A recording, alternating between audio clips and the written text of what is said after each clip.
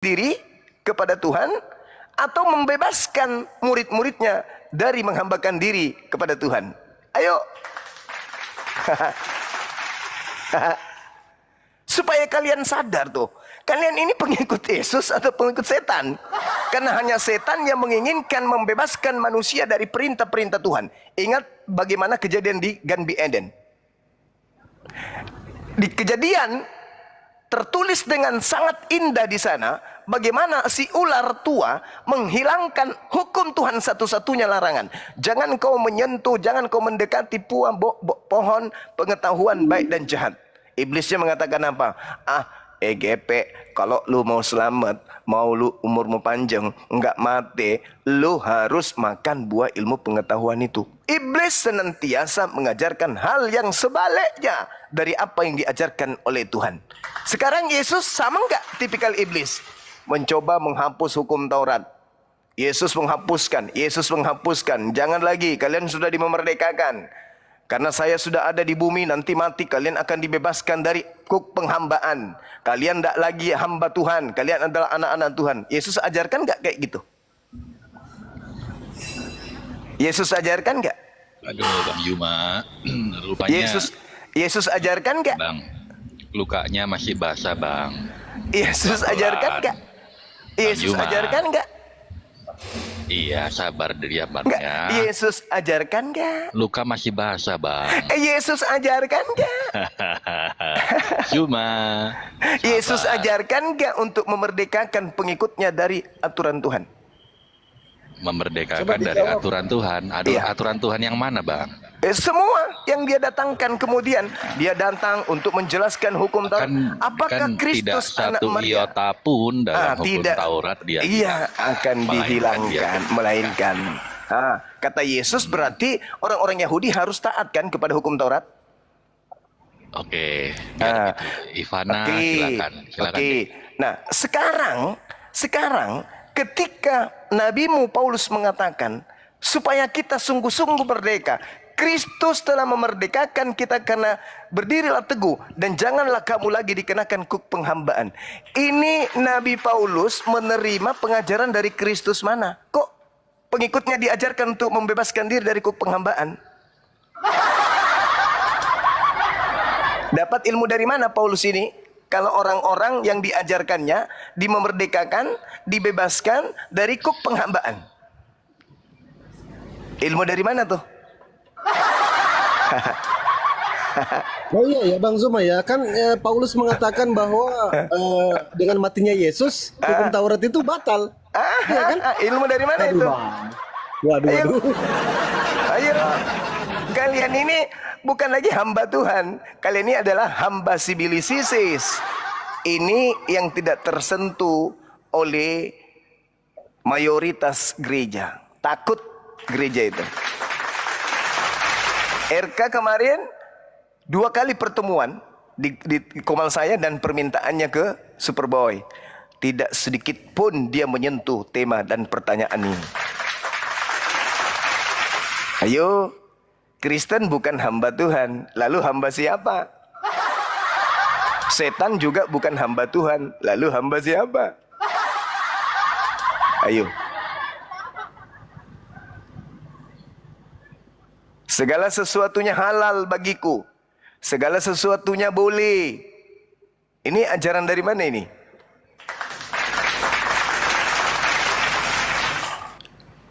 Jadi kamu bukan lagi hamba, melainkan anak.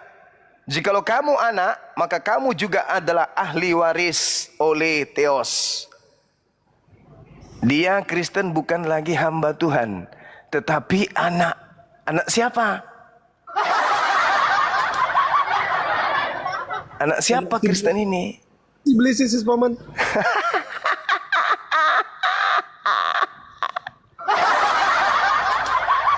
Makanya di Kristen itu sudah jelas-jelas mereka ini mengikuti Kristus yang palsu. Kata Yesus, waspadalah. Itu Ivana mau nunjukin data tuh. Oke, silakan. Tadi ini sudah Yesus Dibesarin. tidak mau menghilangkan satu titik pun dalam hukum janganlah Taurat, kamu. tetapi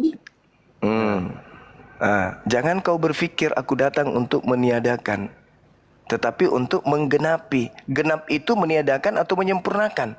Menyempurnakan.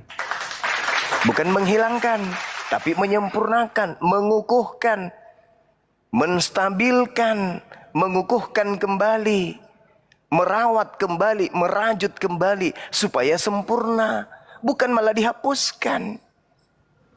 Kecaman demi kecaman Yesus kepada orang-orang yang tidak taat kepada perintah Tuhan.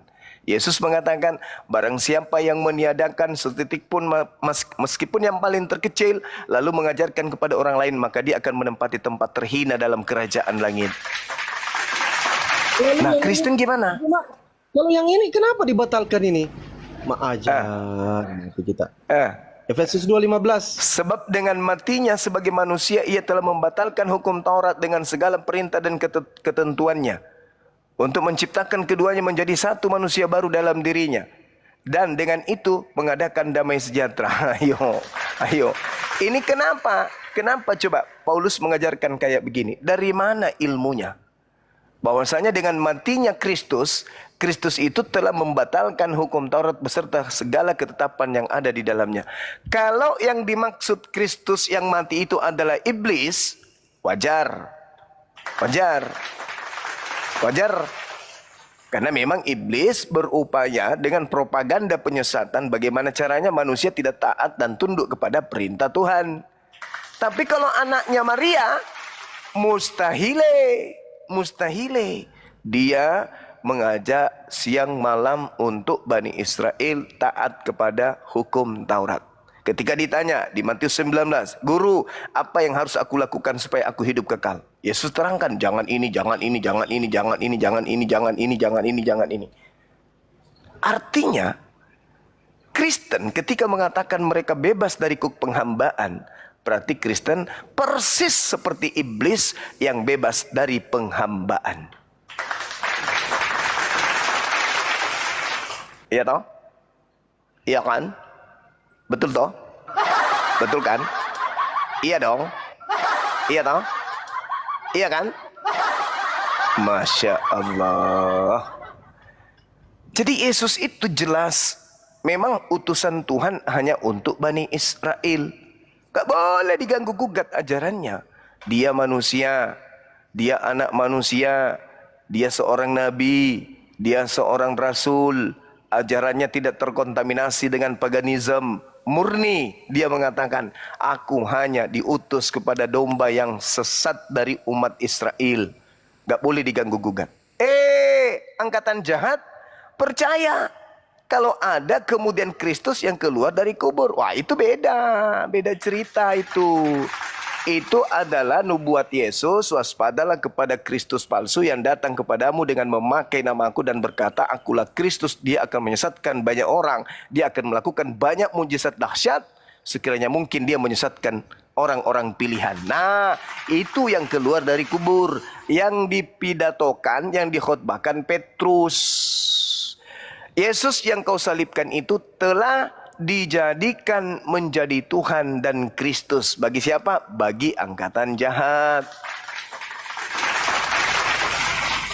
Jadi Kristus yang keluar dari kubur, yang disalib oleh orang Roma, telah dijadikan menjadi Kristus. Untuk siapa? Untuk mereka yang menyalibnya dan keturunannya. Itu dalilnya tuh, baca nomor 40. Itu jelas itu. Makanya Petrus mengajak orang-orang yang masih bisa sadar, apa katanya? Selamatkanlah dirimu dari angkatan jahat ini. Di data nomor 31-32, Petrus mengkhotbahkan bahwa Daud sudah menubuatkan seorang Mesias dibangkitkan tidak mengalami kematian, tidak ditinggal di alam kubur. Siapa dia? Kristus anak Maria. Sedangkan terlanjur ada yang mati, terlanjur ada yang disalib. Itulah yang dijadikan Kristus untuk angkatan jahat yang disembah Kristen hari ini. Makanya orang Kristen itu bukan lagi hamba Tuhan, tapi anak-anak alitus.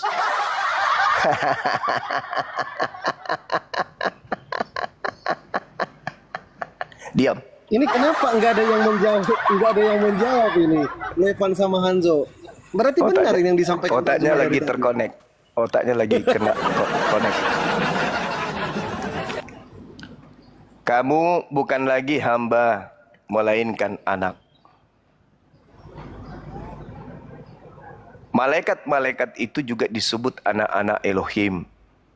Di antara anak-anak Elohim ini, ada yang menjadi anak durhaka, yaitu Sibilisis. Jadi iblis itu juga disebut sebagai anak Elohim yang durhaka. Jadi kalau hari ini Kristen tidak lagi menghambakan diri kepada Elohim, tetapi mereka menjadi anak Elohim, maka apa ini? Anak apa dia ini? Anak durhaka. Sama seperti Sibilisis. Karena Sibilisis juga tadinya adalah anak Elohim. Dia adalah malaikat terang. Lalu kemudian jatuh, maka dia menjadi anak durhaka. Aliteng lahir dalam keadaan suci, tapi begitu mereka besar, mereka menyembah Kristus, maka mereka menjadi anak-anak Sibilisis. Jadi dalil Galatia 4:7, kamu bukan lagi hamba katanya.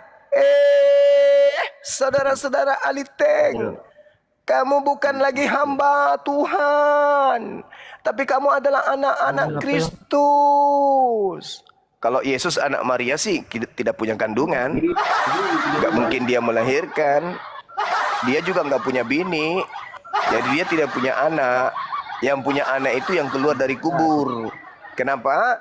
Karena memang Tuhan sudah menubuatkan di dalam Kejadian 3 nomor 15, keturunanmu dan keturunannya akan bermusuhan. Jadi kami ini adalah keturunan manusia, kalian adalah keturunan Sibilisis. Begitu Jongana, Cuki Mai. Hush. Lanjut Jo. Ngawur Juma ini ngawur kadang kalau ngomong. Lanjut. Iya. Silakan teman-teman Kristen membantah lah, jangan Iya. Aku tidak lagi menyebut kamu hamba, melainkan sahabat. Karena seorang hamba tidak tahu apa yang dikerjakan tuannya. Kalau kalian kan hamba memang. Hamba itu statusnya lebih rendah dari anak. Sekarang murid-murid Yesus ini hamba Tuhan. Harta warisan orang tuanya. Murid-murid Yesus ini, hamba murid-murid itu meminta Yesus belas kasihan daripada tuannya. Saya baca dalilnya. saya baca dalilnya ya. Dalam hamba Kisah Para tetaplah Rasul. hamba, jangan protes kalau kau jadi hamba Juma. Baik. Kita tidak disebut hamba. Ayo. Oke, kata hamba itu diambil di dalam Filipi 2 ayat 6. Ya. Walaupun dalam rupa Elohim, dia tidak menganggap kesetaraan, melainkan dia mengambil rupa hamba. Itu maksudnya dia merendahkan dirinya. Iya, sudah. Dialah yang Yesus pencipta. hamba Tuhan. Yesus hamba Tuhan. Kalian bukan hamba Tuhan. Kalian mengaku anak-anak Kristus. Dia itu Tuhan kok. Gimana Ya sih itu kamu? yang kamu anggap Tuhan itu yang dilantik. Yesus yang kau salibkan itu telah dijadikan menjadi Tuhan. Lah itu Tuhan yang kau anggap itu. Ayo. Sejak kekal dia udah Di Tuhan. di mana Yesus dikatakan ini telah lahir bagimu Tuhan? Di mana itu? Di mana? Lukas berapa? Lukas 2. Nomor berapa? Ya carilah. Nomor 11. Mau disuapin aja. Sekarang Kristus artinya apa? Kristus artinya apa? Kristus artinya Hamasia. Kristus Mesias. artinya apa? Definisi Hamasia. daripada Mesias apa? Mesias Juru apa selamat artinya? yang diurapi. Juru selamat yang dimaksud Ya. di situ manusia atau malaikat? Mulai ngaco nih. Kristus adalah orang yang diurapi. Pada hari ini telah lahir bagimu orang yang diurapi Tuhan di kota Daud. Jadi bukan Tuhan yang diurapi, tapi manusia. Jadi yang lahir adalah manusia. Sedangkan yang keluar dari kubur, Yesus yang kau salibkan itu telah dijadikan menjadi Tuhan dan Kristus. Beda. Saya kasih lagi. Kisah Para Rasul 3 nomor 26. Dan bagimulah pertama-tama. Enggak, supaya kau belajar. Dan bagimulah pertama-tama Allah. Dengar. Dan bagimulah pertama-tama Allah membangkitkan hambanya dan mengutusnya kepadamu. Hambanya di sini siapa?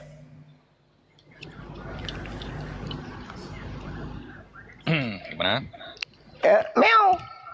Eong. Ya, ayat berapa? Yang ketawa. Ya iya dong. Iya dong. Harus tertawa dong. Ya, Jadi yang dibangkitkan itu siapa? yang dibangkitkan. Heeh. Kristus. Nggak Yang ada dibangkitkan siapa? Itu kan sudut pandang penulis toh. Masolang generasi. Jadi Paulus mengatakan kepada pengikutnya, kalian bukan lagi hamba. Kalian bukan lagi hamba. Kalian itu adalah anak-anak Kristus.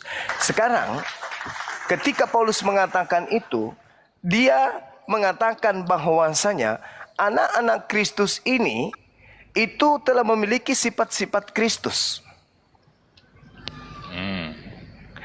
Yesus apakah memiliki sifat di mana dia diajarkan untuk membangkang perintah Taurat? Kagak paman, tidak. Kagak. Lalu sifat yang mana yang diikuti Kristen ini? Kristus yang mana yang tidak mau kemudian orang menjalankan Taurat? Kristus yang mana?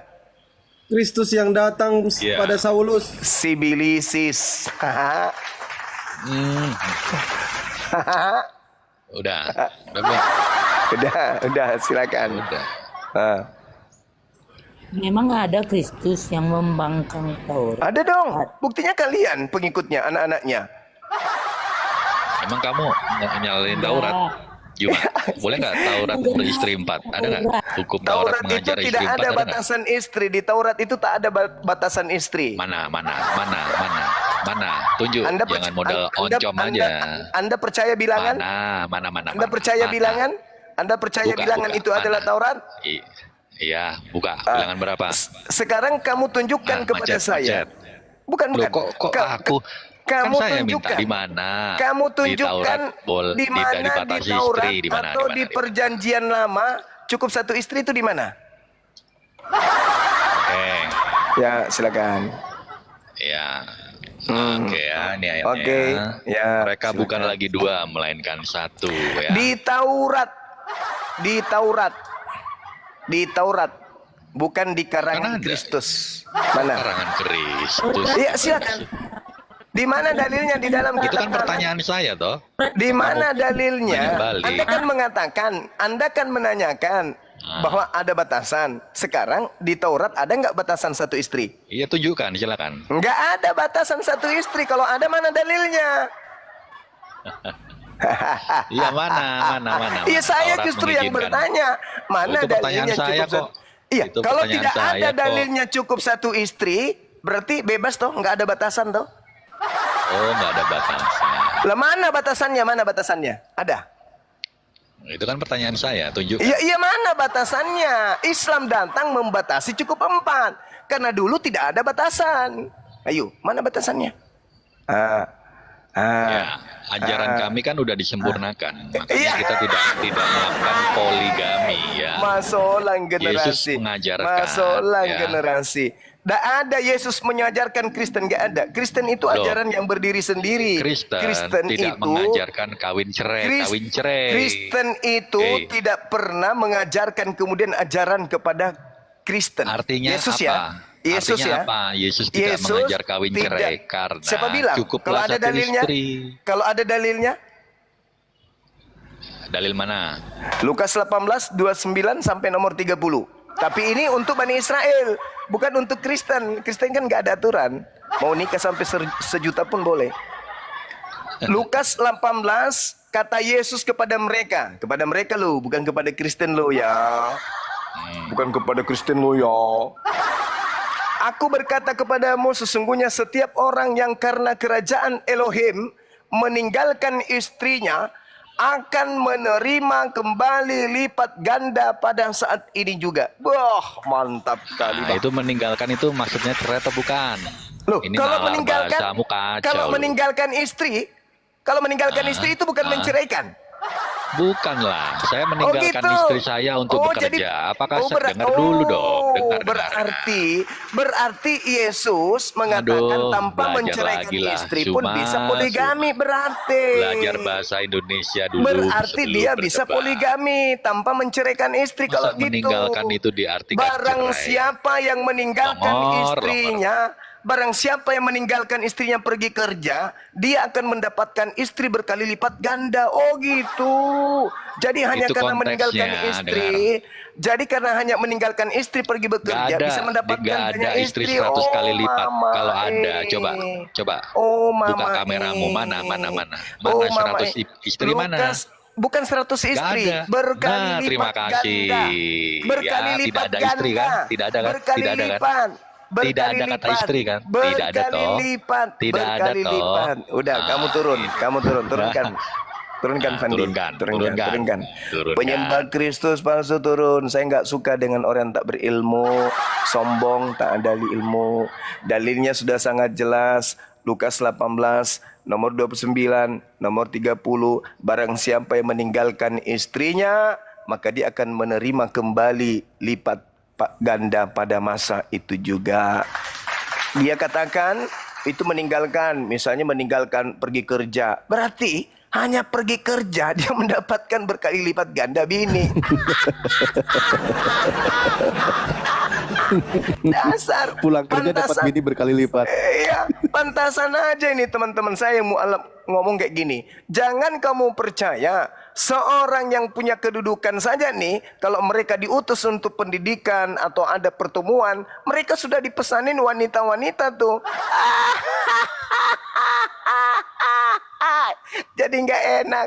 Kupikir tadi cerai. Ternyata kalau dia ditinggal pergi kerja, sudah dapat berkali lipat ganda. Mama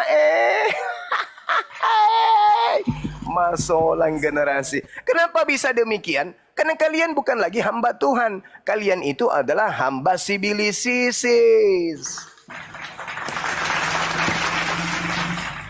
Masolang generasi. Siap, Buruda. Bentar, sapa dulu ada yang naik. Iya, silakan. Ini. Jonet. Langsung disebut namanya. Kabur. Iya. Ini ada Levan Tadi- ini mau belajar dek, Ya. silakan ada Levan, gak usah malu-malu, silakan dek. Jangan kau biarkan suamimu pergi kerja ya, Dek. Dia akan menggantikanmu, menambahkanmu kali lipat ganda.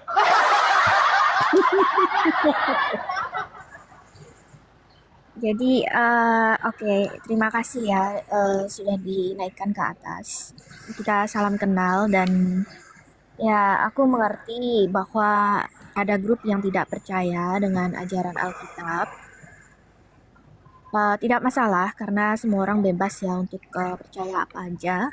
Namun memang yang saya dengar itu pengertian dan tafsiran itu memang tidak sama. Jadi saya juga mau nyinggung masalah Alkitab ya, dengan versi-versinya. Ada versi TB misalnya kan, ada versi BIMK, TSI, dan juga dalam bahasa-bahasa lain. Nah, saya sebagai orang Kristen ya, saya menyadari satu hal, bahwa memang saya harus pelajari Alkitab itu dalam versi-versi yang berbeda, bahkan dengan bahasa yang berbeda pun. Karena memang untuk menyelidiki atau mengkaji satu teks itu butuh beberapa perbandingan itu. Nah, jadi contoh yang tadi si Fandi kan buka ayat Efesus 2:15, sebab dengan matinya sebagai manusia ia telah membatalkan hukum Taurat. Saya cek di versi TSI itu ternyata tidak ada kata membatalkan. Bunyinya, Kristus sudah memenuhi seluruh perintah dan peraturan hukum Taurat dengan mengorbankan dirinya di kayu salib. Jadi dari sana saya pelajari, dan sebenarnya saya terima kasih ya kepada kalian karena kalian itu melontarkan banyak pertanyaan, dan saya yakin bahwa pertanyaan-pertanyaan yang kalian lontarkan itu adalah PR bagi kita sebagai orang Kristen untuk benar-benar mempelajari iman kita.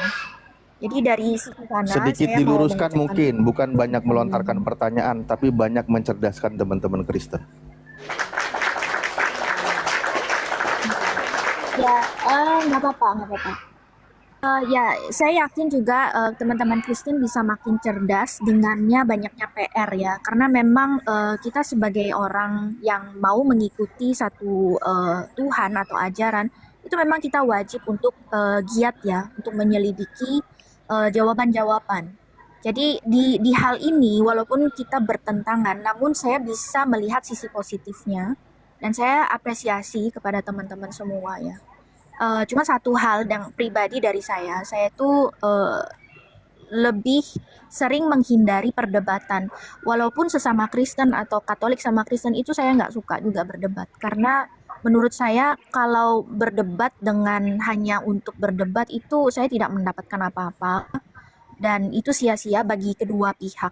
Jadi saya terima kasih di Fandi Ahmad ini roomnya tetap tertib dan bisa saling mendengarkan ya. Kiranya itu saja dari saya. Terima kasih. Baik, saya tanggapin. Jadi begini, Saudari Leva. Kalau orang Kristen itu ajarannya benar, maka Kristen akan mengembalikan kitabnya ke dalam bahasa asli. Konsekuensinya apa? Satu, kalau perjanjian lama dikembalikan ke original teksnya, maka dia berubah menjadi kitab Tanak. Kalau dia sudah berubah menjadi kitab Tanak, maka ketahuan Kristen ini adalah penyolong kitabnya Yahudi. Karena kitab Tanak itu hanya milik Yahudi, tidak diberikan kepada bangsa lain. Mazmur 147 nomor 19 nomor 20. Kristen tanpa kitab Tanak, tanpa terjemahan dari kitab Tanak, Kristen hanya seperti orang yang hanyut di tengah samudra tanpa ada tujuan. Yang kedua, kalau kitabnya orang Kristen, perjanjian barunya dikembalikan ke dalam bahasa Yunani, konsekuensinya adalah Kristen harus sadar sepenuh hati kalau ternyata agama Kristen itu dibangun dari pondasi agama kepercayaan paganisme. Kenapa Kristen itu pintar, cerdas dari aspek duniawi, tapi mereka membodohi diri dalam hal agama? Karena ketika kitab mereka ini dikembalikan ke original teksnya, maka akan nampak perjanjian lama ternyata kitab yang dicolong dari agama Yahudi, dan perjanjian baru ternyata adalah konsep yang dibangun oleh pendahulu mereka, yaitu penyembah-penyembah dewa Hercules, penyembah Zeus, penyembah Atis, penyembah Orisis dan seterusnya. Makanya mereka memperbodoh diri dengan cukup terjemahan saja, jangan mempertahankan kemudian original teks.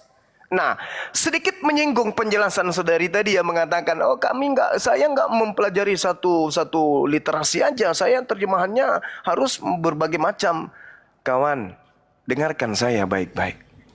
Mau berlari sekencang apapun, menghindar sehebat apapun, kalau kita kembalikan ke original teksnya, Efesus 2 nomor 15 itu tetap aja menggunakan bahasa Yunani kan.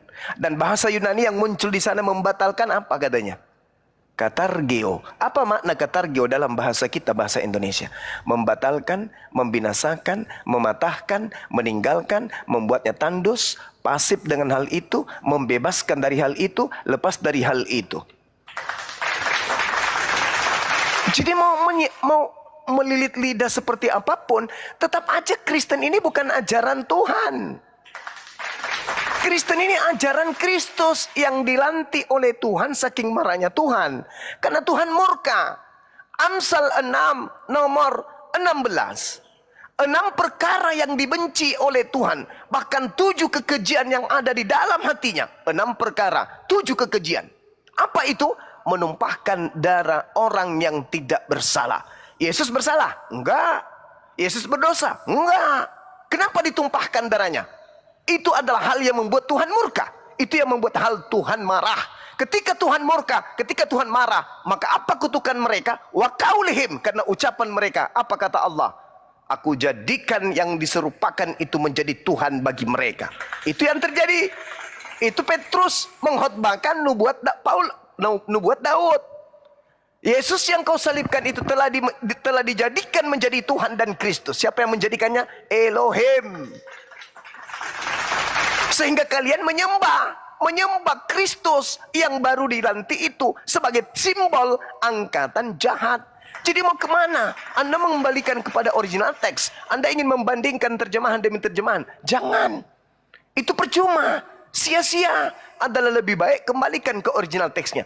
Tapi apakah secara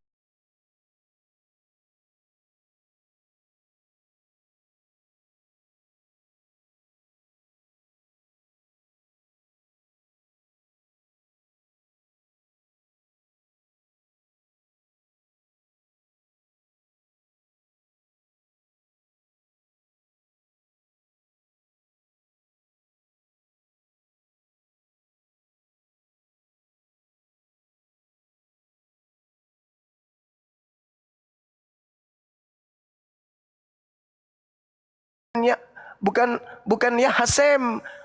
Ternyata Tuhan kita itu adalah Theos. Tidak ada korelasi antara penyebutan Tuhannya Yahudi, Yod-He-Vav-He, terbang ke dunia pagan menjadi Theos. Theos ya Theos, Hasem ya Hasem. Dua pribadi, dua hakikat yang independen berdiri sendiri. Tidak bisa digabungkan. Tidak bisa. Karena Theos itu adalah sembahan para penyembah dewa, sedangkan Hasem adalah penyembah pencipta langit dan bumi. Beda. Kenapa bisa langgeng Kristen ini? Karena itu tadi, hanya karena faktor bisnis. Karena faktor duit, pulus. Dan faktor penggenapan dari apa yang ditorehkan dalam kitabnya Yahudi. Kejadian 3 nomor 15 akan menjadi terus permusuhan antara kebenaran dan kejahatan. Yang menghilangkan hukum Tuhan, yang menghapuskan hukum Tuhan, pasti si jahat. Itu ditemukan di mana? Hanya di Kristen. Hanya di Kristen. Kristen ini adalah agama yang menghapus hukum-hukum Tuhan. Tetapi membungkus mereka seakan-akan mereka orang benar. Mereka adalah bukan lagi hamba Tuhan katanya. Mereka adalah anak-anak Tuhan katanya. Anak Tuhan yang mana nih? Anak Tuhan itu adalah mereka yang tunduk berserah diri kepada didikan Tuhan. Amsal 3 nomor 11 nomor 12. Sedangkan Kristen, dengan matinya Kristus, Dia telah membinasakan hukum Taurat beserta segala ketetapan yang ada di dalamnya. Itu fakta, itu real. Maka tengoklah, pandanglah ke depan. Lihat orang-orang Yahudi dan lihat orang-orang Kristen. Samakah mereka? Apakah kemudian akidah mereka sama? Tidak, saudara-saudara. Tidak. Tidak, saudara-saudara. Orang Yahudi jangankan kemudian menerima Kristus yang bukan manusia. Kristus anak Maria yang manusia, yang adalah Bani Yehuda, yang adalah Bani Yakub, orang Israel sendiri pun mereka tolak. Apalagi Kristus karangan Paulus yang bukan manusia tetapi sibilisisis. Makanya nampak perbedaan mencolok antara Kristen dan Yahudi. Yahudi tetap keyahudiannya, mempertahankan tauhid, mempertahankan satu Tuhan. Sedangkan Kristen entah apa-apalah mereka buat. Ada yang oneness, ada Tritunggal, ada Trinitas, sedikit lagi ada Trikwek-kwek, ada Trimacan dan seterusnya. Aneh kan? Ini ajaran siapa nih? Ajaran siapa? Jadi kalau hanya beralasan, oh kita memang harus membedah terjemahan karena banyak kemudian versi-versi yang berbeda. No. Orang berakal tidak seperti itu. Ketika Anda berada pada kebingungan, kembali ke rumah. Kembali ke original teks. Jangan bingung sendiri. Kembali ke original teks. Apa nih katakan original teks? Katargeo. Katargeo apa artinya? Membinasakan, menghapuskan, mematahkan, meninggalkan, membatalkan. Pasif dengan keadaan itu. Bebas dari keadaan itu. Lepas dari keadaan itu. Makanya kan dalilnya jelas tuh. Jadi kalau Anda, saudari saya, membela Efesus, oh enggak kayak begitu. Tapi faktanya Galatia 1 nomor 5. Mau lari kemana? Lari ke terjemahan lagi. Persilain lagi.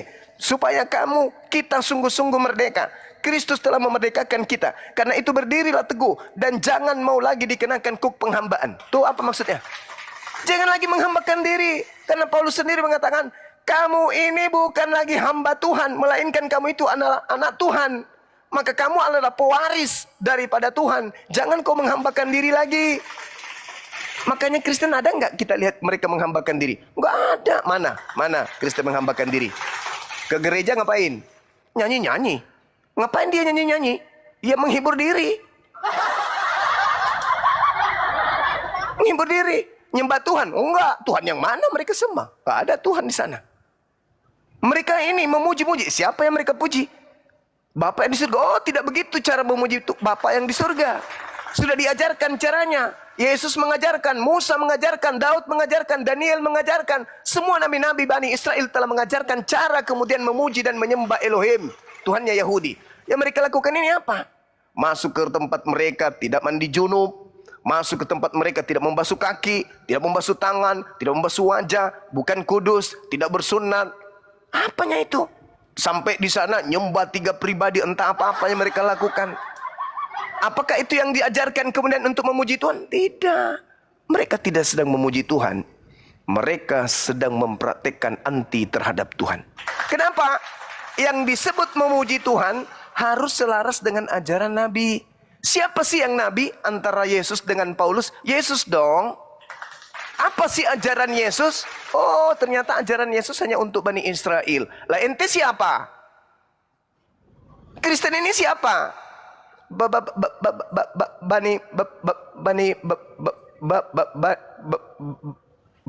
belur.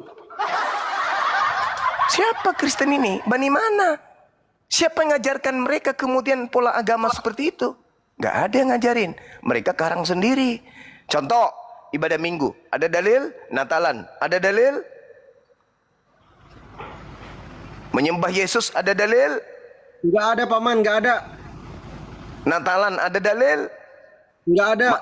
Mati pakai jas ada dalil? Nggak ada. Nggak ada. Mereka membuat aturan-aturan mereka sendiri. Makanya Yesus mengatakan dalam Yohanes 8, iblislah yang menjadi bapakmu dan kamu mau melakukan keinginan-keinginan bapakmu.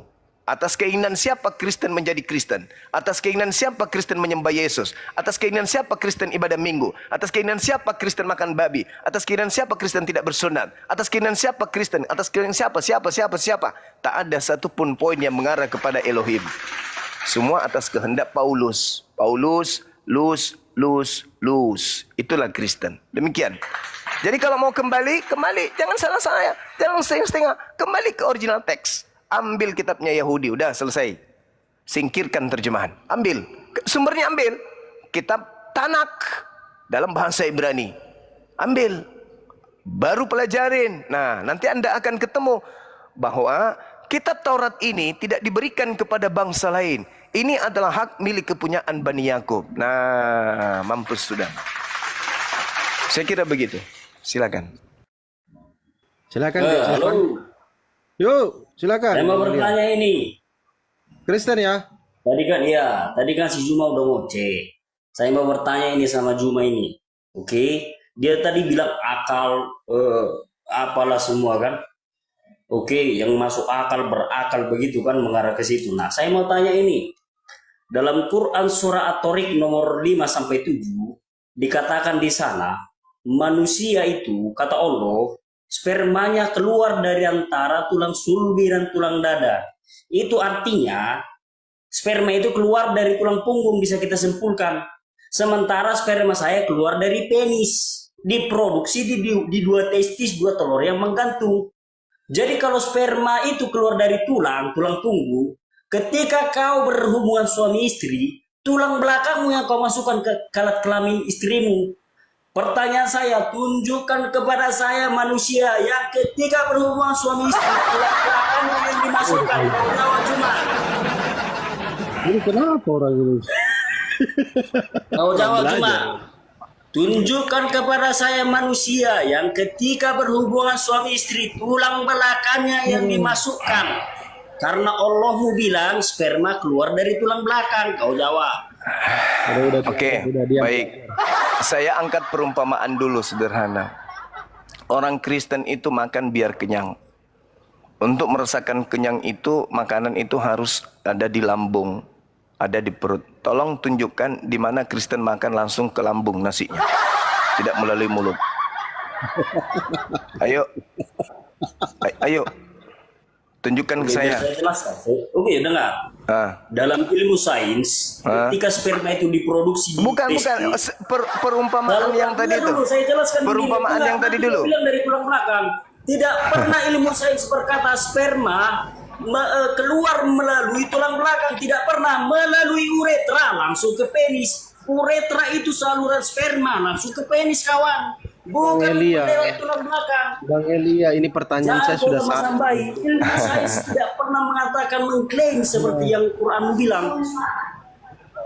Ya sekarang kamu jelaskan bagaimana makanan itu masuk ke lambung. Lewat mana? Itu aja dulu. Silakan.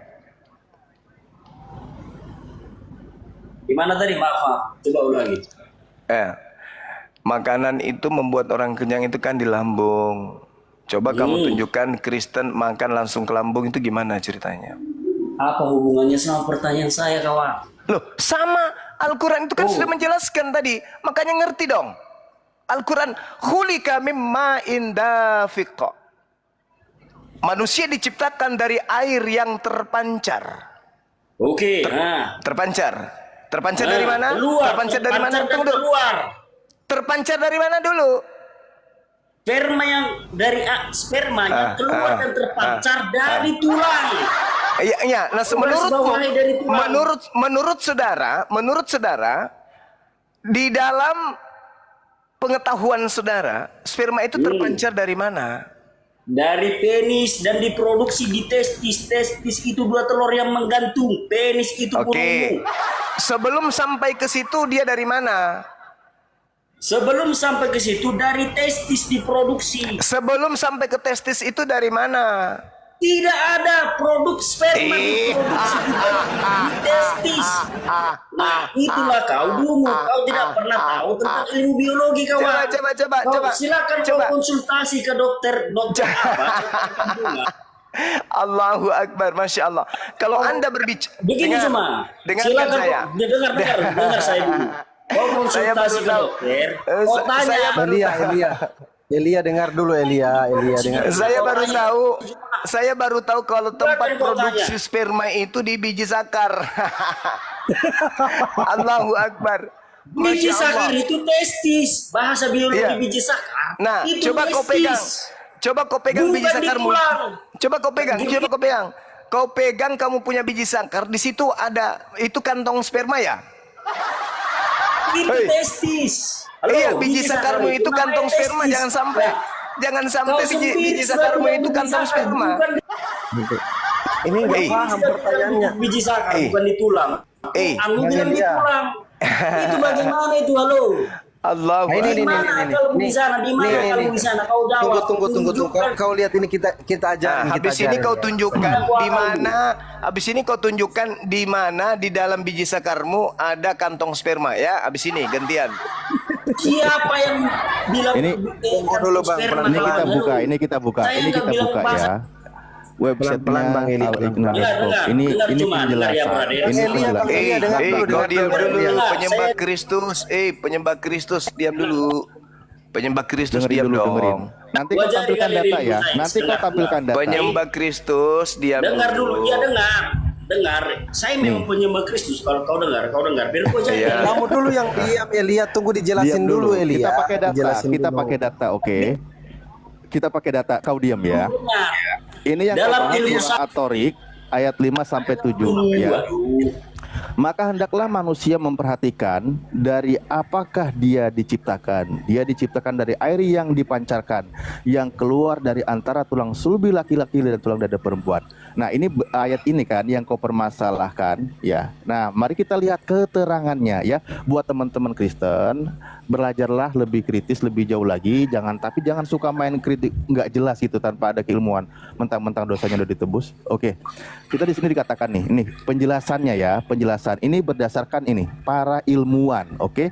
Kata sulbun berarti punggung dan kata taroib adalah jamak dari kata taribah yang berarti tulang putih. para penafsir telah membuat perbedaan dalam penjelasan ayat ini, dan nampaknya maksud dari kalimat baina sulbi wat taroib adalah air sperma yang keluar dari tubuh dari titik tertutup yang terletak antara tulang belakang dan tulang dada. Al-alamah at-tabat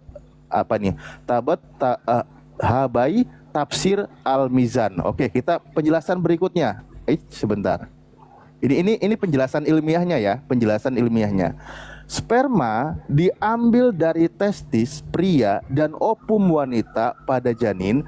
Kedua organ ini terletak di depan tengah tulang belakang antara tulang dada, punggung, dan sakrum, tulang rusuk manusia terendah. Oke, dan berdekatan dengan ginjal. Ini dijelaskan. Tadi kan dia cuma sampai testis. Tidak tahu sumbernya dari mana lagi. Sperma diambil dari seluruh bagian tubuh manusia. Sulbi dan taroib mengacu pada seluruh punggung dan seluruh bagian depan manusia. Ada juga yang berpendapat bahwa penyebab utama produksi sperma adalah tulang belakang yang terletak di bagian belakang pria, diikuti oleh jantung dan hati yang salah satunya terletak di bawah tulang dada dan yang lainnya di antara keduanya. Dan untuk itulah alasan mengapa kami menafsirkan baina sulbi dan taroib dengan hal itu. Jadi penjelasannya ada ya. Ini panjang sebenarnya. Iya Dinda. Makanya orang-orang kita nih, orang-orang kita tanpa ilmu kedokteran pun bisa menyimpulkan itu. Orang yang jatuh dari ketinggian kemudian yang tertimpa ke bawah itu adalah tulang ekornya, itu bisa dipastikan 99,9 plus 1 mereka tidak akan memiliki keturunan. Betul. Bahkan lumpuh juga. Karena alat untuk mengeluarkan, memancarkan daripada sperma itu rusak, maka dia tidak bisa. Sama seperti Pak Bom-Bom, impoten, nggak bisa berdiri. Kenapa? Karena tulang ekor itu, tulang sulbinya itu rusak, nggak bisa dia. Itu belum Al-Quran loh yang mengkaji, belum Al-Quran yang mengkaji. Baru kenyataan fenomena yang ada. Kalau ada orang jatuh dari ketinggian, dipastikan bahkan dia bisa jadi lumpuh. Hebatnya Al-Quran tuh. Nah sekarang boleh nggak saya bertanya kepada yang tadi sebagai PR di bawah, ya? Di dalam kitabnya Kristen, kalau kitab Perjanjian Lama kan itu kitabnya Yahudi tuh. Perjanjian Baru kitab Kristen.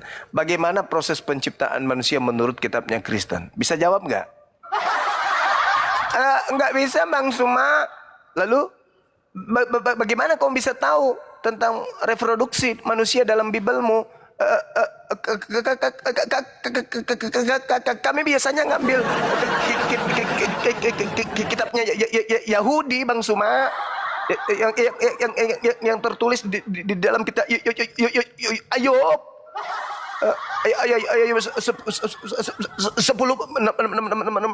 10.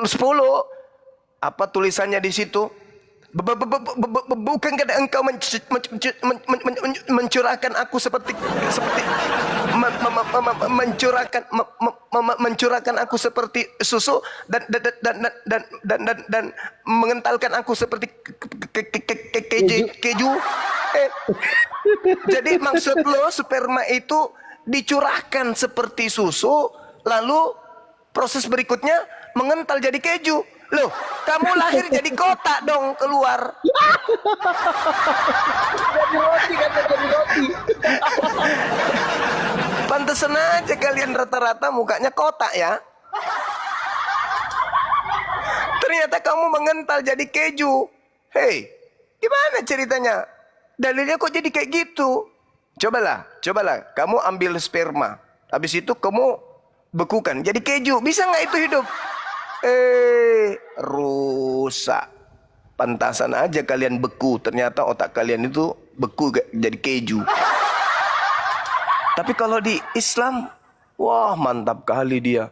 Diceritakan embrio seperti lintah. Kenyal-kenyal. Itu baru rasional.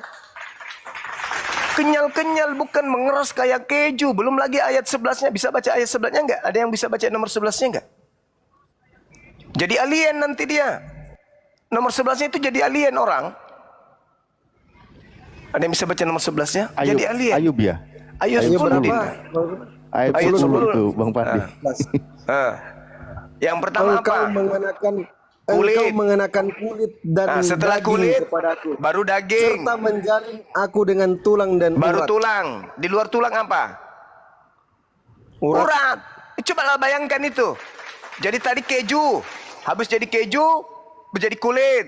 Kulit, di luar kulit apa? Daging. Di luar daging apa? Tulang. Di luar tulang apa? Urat. Urat. Gimana ini?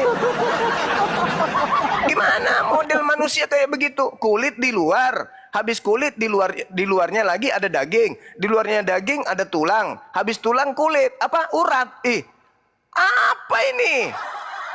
Woi, apa ini dalilmu ini? Sudahlah, rampok dari kitabnya orang. Kayak gitu modelnya. Gimana itu ya? Kalau orang itu presis apa? Yang uratnya keluar apa namanya itu? Yang betisnya biasa keluar. Parises itu kan masih normal. Kenapa parises masih normal? Karena kulit masih paling luar. Ini kebalik, paling dalam kulit. Hul juga nggak bisa. Hul kulitnya masih di luar loh, Cak Ayu. Ini yang paling luar, dia urat. Gimana ceritanya? Urat di luar. Habis urat, daging apa? Tulang. Habis tulang, daging. Berarti yang kita lihat berjalan itu adalah tulang berurat.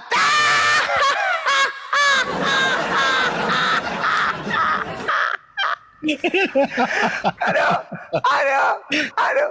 Bukan bakso urat. Kalau bakso urat, sebelum urat, daging. Ini enggak. Setelah urat, tulang. Jadi yang berjalan, tulang berurat. Mama nganape body tulang-tulang berurat. Sontoloyo kablamat patolo-tolo ena dompala. Cobalah ya teman-teman pikirkan tuh ya. Sudah tak ada di dalam Bible kitab mereka, adanya di dalam kitab Spanyol yang mereka separuh nyolong dari kitabnya orang Yahudi. Udah kayak gitu bentukannya. Kamu memancarkan aku seperti susu dan mengentalkan aku seperti keju. Oke, wah bagus ini. Kotak.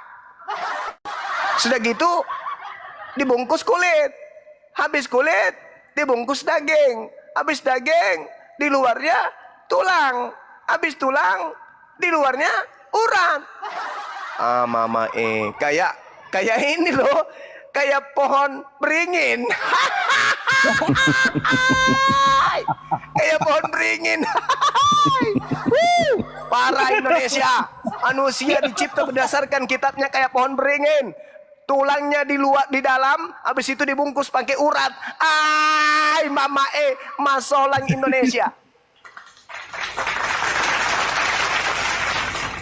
Nanti ada yang melukis, inilah gambar keturunan Adam yang diciptakan berdasarkan kitabnya orang Kristen yang adalah kitab Spanyol. Nanti di share ya teman-teman, bikin PT Ayub 10 nomor 10 nomor 11. Gambar tuh, gambar. Ada kotak keju, ada kotak keju, mukanya juga kotak, matanya kotak, hidungnya kotak, giginya kotak, jari-jarinya kotak, serba kotak karena dia mengental seperti keju. Tapi kalau rahim itu seingatku dia bulat ya. Rahim itu bulat ya. Berarti orang ini menggelinding. Ya Allah, ya Allah, ya Allah. Orang ini menggelinding, bulat keluar kayak bola kasti, kayak bola voli. Mengental dia, menggelinding, di situ tulang, di situ daging, di situ urat, semua menyatu, tapi paling luarnya itu adalah apa? Adalah urat. Ya, SpongeBob. Urat. Betul. SpongeBob. Benar tuh.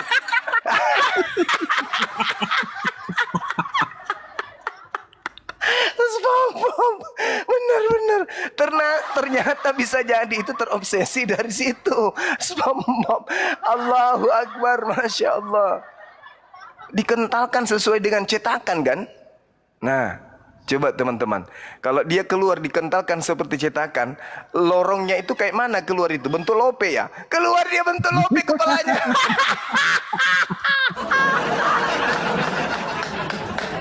Allahu Akbar. Keluar bentuk Lope sesuai dengan cetakan dia keluar. Kepalanya, bayangkan kalau Pak Bom Bom itu mukanya bentuk Lope.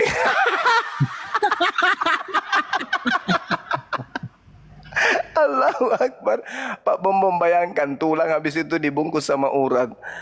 Mama masuk orang generasi. Baik teman-teman, saya kira begitu ya. Bang Zuma, izin Iya. Ustadz Alif, mungkin kita rehat dulu karena kita kan Iya. mau Jumatan nih Bang Zuma. Mau Jumatan, Nanti betul. lepas Jumat kita live lagi. Kalau ada kesempatan Bang Zuma boleh naik lagi. Insya Allah. Jadi narasumber sama Ustadz Alif. Siap, Kan Ustadz siap, Alif siap. itu Jumat. Kita kan duluan selesai daripada teman-teman di Jakarta. dan Iya, sekitarnya. iya. Kita rehat aja dulu kan. Ayub itu teman-teman, Ayub 10 nomor 11 ya. Ayub 10 nomor 10 sampai 11. Teman-teman nanti dibaca sendiri. Aduh, tapi maaf ya teman-teman, kita belum tahu apakah seperti itu original teksnya. Kan gitu, mana tahu mereka bikin-bikin aja untuk menyaingi Al-Quran surat Tarik. Allahu Akbar. Masya Allah. Silakan Dinda ditutup. Subhanakallahumma kita rehat bihamdi asyhadu an la ilaha illa anta astaghfiruka wa atubu ilaik. Salam tauhid, salam satu Tuhan. Jayalah Islam kita, jayalah Indonesia kita. Assalamualaikum warahmatullahi wabarakatuh. Silakan Dinda. Waalaikumsalam warahmatullahi Ya, wabarakatuh. gitu aja mungkin teman-teman. Bang Zuma sudah bacain doa kafaratul majelis. Jangan bayangin bom-bom ya. Allahu Akbar. Astagfirullahaladzim. Astagfirullahaladzim. Astagfirullahaladzim. Astagfirullahaladzim. Sudahlah nyembah Kristus. Hidupnya seperti segi 4 keju. Aduh. Hancur dah. Hancur Ya, deh. untuk daerah Sulawesi dan sekitarnya selamat menunaikan ibadah sholat Jumat ya teman-teman ya. Mungkin kita rehat dulu Bang Zuma ya untuk persiapan Siap. sholat Jumat. Iya. Ustaz Tarif juga ya. Iya. Allah. Ya, kita Siap, dulu. siap. Assalamualaikum warahmatullahi wabarakatuh. Waalaikumsalam. Waalaikumsalam warahmatullahi warahmatullahi wabarakatuh. wabarakatuh. Sekepal. Warahmatullahi wabarakatuh. Waalaikumsalam. Waalaikumsalam warahmatullahi warahmatullahi wabarakatuh. Sekepal. Waalaikumsalam.